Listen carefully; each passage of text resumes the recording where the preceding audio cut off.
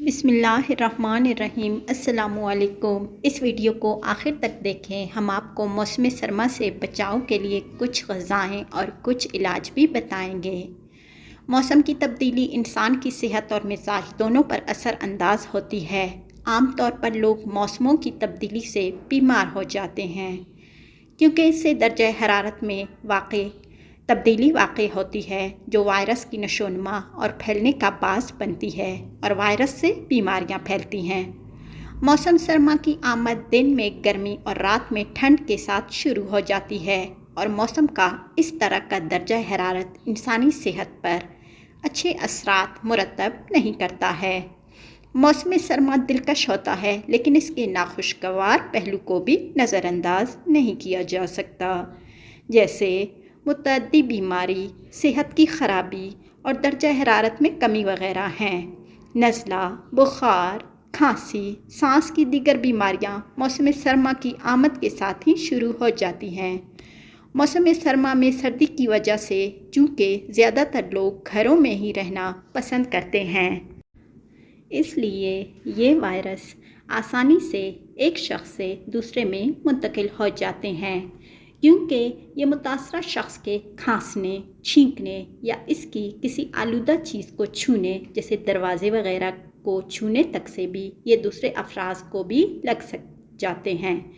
نزلہ، زکام، ناک، کان اور گلے میں انفیکشن، سردی لگنا، ناک بہنا، چھینکیں آنا، گلے میں خراش ہونا، گلا دکھنا، کھانسی، ہلکا یا تیز بخار، تھکاوٹ اور درد وغیرہ موسم سرما کی عام بیماریاں ہیں اور یہ متعدی یعنی ایک سے دوسرے کو لگ جانے والی بیماریاں ہیں۔ ان بیماریوں کی میعاد کچھ دنوں سے کئی ہفتوں تک پر مشتمل ہو سکتی ہے۔ موسم سرما کے آغاز سے ہی اکثر افراد ان بیماریوں میں مبتلا نظر آتے ہیں، خاص طور پر وہ افراد جن کا مدافعتی نظام مضبوط نہیں ہوتا یا وہ جو سردی سے اپنے آپ کو زیادہ محفوظ نہیں رکھ پاتے۔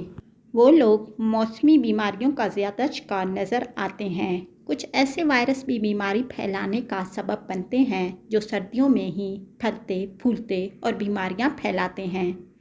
موسم سرما کے دوران بیماریوں سے محفوظ رہنے کے لیے احتیاطی تدابیر: اپنی خوراک میں موسم سرما کی بہترین غذائیں، سبزیاں، پھل اور میوہ جات شامل کریں۔ یہ مدافعتی نظام کو مضبوط بھی کرتی ہیں اور موسم سرما کی بیماریوں سے محفوظ بھی رکھتی ہیں اور ان کا علاج بھی ہیں۔ صاف رہنا اور اپنے ہاتھوں کو کثرت سے دھونا بیماری پیدا کرنے والے جراثیم سے چھٹکارا پانے کا سب سے اچھا طریقہ ہے۔